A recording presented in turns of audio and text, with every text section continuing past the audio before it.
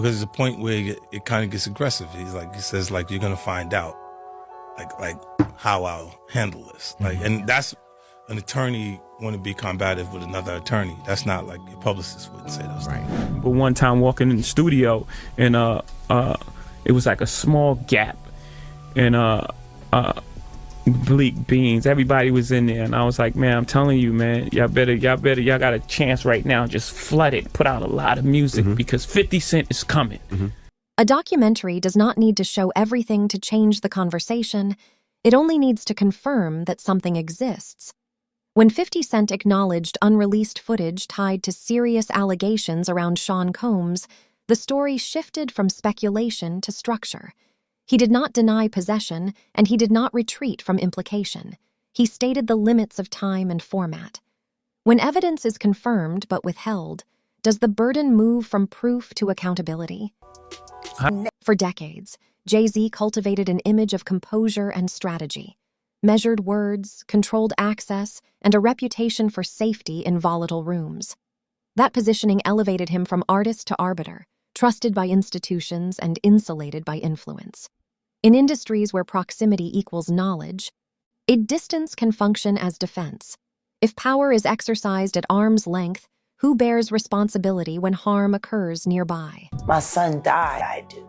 Behind closed doors, sources describe footage that allegedly suggests awareness and inaction during periods of wrongdoing.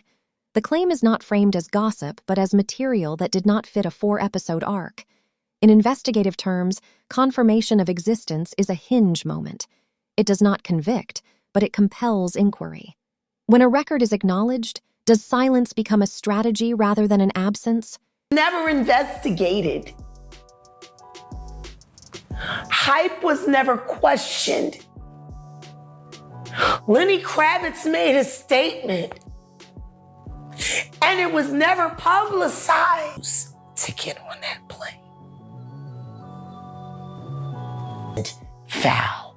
Accounts from those who worked inside the orbit describe relationships closer than later narratives suggested. Proximity brings context. Who knew which doors were open, which conversations were off record, and which outcomes were managed quietly? In legal analysis, access reshapes plausibility. How close must someone be before ignorance stops sounding credible? Carter, now I'm going to ask you, why would non-disclosure agreement for free? When Jaguar Wright raised similar questions publicly, interviews vanished and conversations cooled. The mechanism was not force, but absence. Platforms withdrawn, invitations rescinded, momentum interrupted. Power often protects itself by thinning the air around dissent. If speech carries consequence without refutation, what does that imply about what was said? Think about this. Sean Carter is responsible for enacting Hype Williams to put Aaliyah on a faulty plane, to move her out the way as punishment for rejecting him, and so he could level up Beyonce, who was struggling. Let's just say allegedly that happened. Now I want you to think about 106th and Park with Mary J. Blige. Free, who was a victim of Sean Carter. Yeah. Mary J. Blige, who was a victim of Sean Combs, are sitting there talking about the death of Aaliyah amongst each other. Think about that. You got a Diddy victim, you got a Jay-Z victim, and you got a superstar gone. They know what happened. And yet, they had to sit there and have that conversation like they didn't know who did it.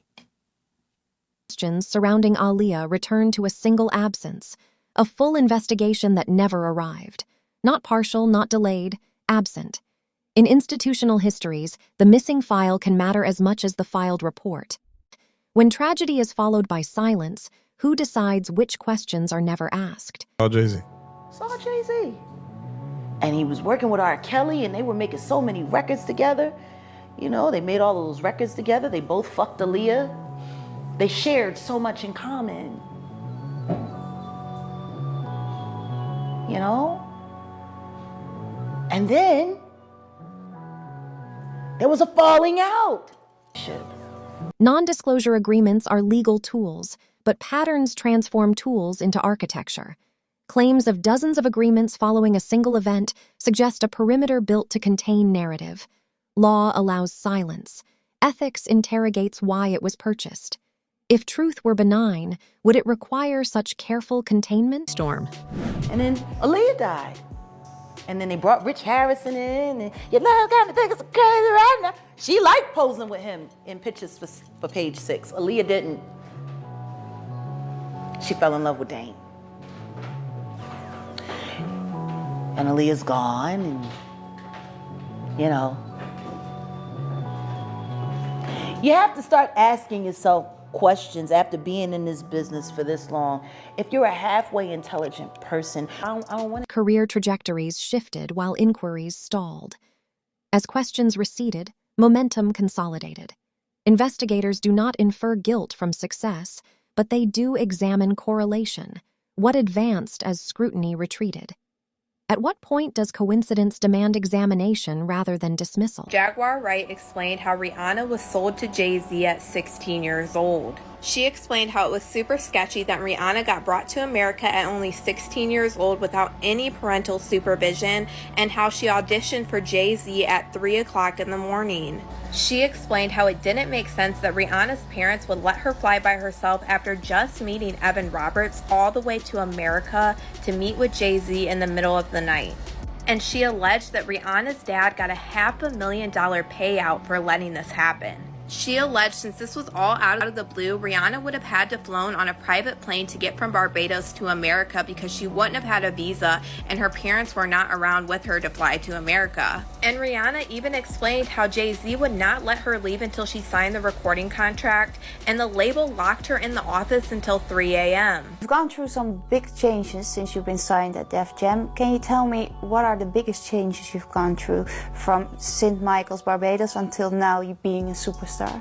Well, one of them for sure is being away from my friends and family. After growing up around my mom and all my friends for 17 years and then moving to a big city with no one because all my family and friends are still in Barbados. So after moving to a big city with, you know, basically around strangers, that was the hardest thing for me to cope with at first. Are you lonely sometimes? I wasn't lonely, but I really do miss my family and my friends. And a lot of people have speculated this for years about Rihanna because people found it super weird. Right before Jay-Z signed Rihanna, he was working heavily with a 16-year-old Tierra Marie who signed to Def Jam by L.A. Reid. And after a while, there was rumors circulating all over that Tierra Marie and Rihanna actually had a fallout because Rihanna's career skyrocketed and Tierra Marie got let go from Def Jam. And allegedly, Tierra Marie is the Jane Doe that is suing Diddy and L.A. Reid for SA when she was just 16 years old. After the deaths that reshaped hip-hop's hierarchy, the field narrowed. Nace faced turbulence while one path cleared. Market forces explain some outcomes, systems explain others.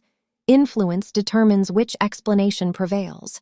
When markets crown winners, who verifies the rules were equal? Collaborations with R. Kelly occurred during the same era, alongside shared professional corridors. Investigative work does not equate association with culpability, but it records intersections and asks why safeguards failed where vulnerability was known. How many warnings must exist before association becomes a question of judgment? Someone who was there at the beginning. Evolution of partnerships, including with Dame Dash, is often explained as commerce. Yet repeated patterns of consolidation raise a different inquiry. Whether control, not creativity, became the organizing principle. When alliances end uniformly, is it strategy or insulation? Jay-Z recently said something crazy about he said nobody's scared of 50 Cent. I think he would have done that if that was 50 Cent. No one's scared of 50 Cent. I want everyone to be clear. No one's scared of 50 Cent.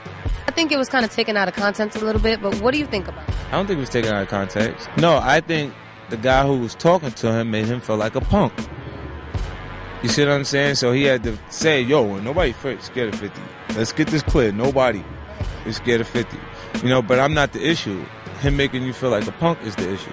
And at the end of the day, I look at it and people don't assess themselves. Even really intelligent people. Jay is a smart guy.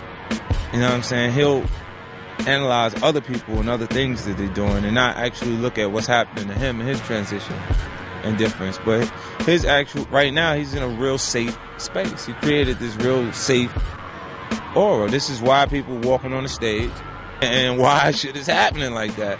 A lot of it wouldn't have been like that if he actually dealt with his issues himself. See, he's a piece of work, man. He always put somebody in front of him. When Jada came for him, he put Beanie in front of him. And Beanie went back and forth with Jadakiss.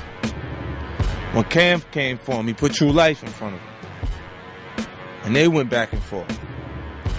And he just didn't compete. Him and Alicia are supposed to be doing a song again at the AMAs, but they're going to have like 20 security members on the stage making sure nobody bum rushes the stage. Makes sense. That's crazy. I think everyone was kind of like just going crazy that night anyway at the MTV Awards. Yeah, but that's not... Nah, everyone wasn't. They just felt... You gotta feel comfortable enough to do that. Like, see, don't get fucked up. I'll fuck up. You do some shit like that, and I'll fuck up. Let me go on record with that shit, because I ain't really with all that dumb shit. I think everybody already know that. And they know, like... They already know. But she wouldn't have walked up there no matter how hot your record is. She'd enjoyed that shit from the seat, like everybody else. Like, yo. Yeah. Yeah, you wouldn't have walked up there. You know fucking better. Like, it's not that comfortable when I'm around.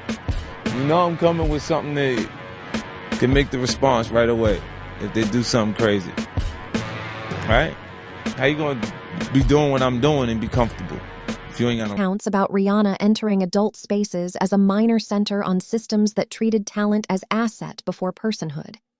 Jonathan Hay describes how questioning voices lost oxygen, jobs slowed, calls ended. Not a blacklist, but an outcome indistinguishable from one. If protection fails quietly, who is accountable for the quiet? The tension between 50 Cent and Jay-Z predates any documentary. It reflects competing philosophies: confrontation versus containment, risk versus insulation. Over time, grievance matured into inquiry, and inquiry into a public question about systems that reward calm while displacing cost.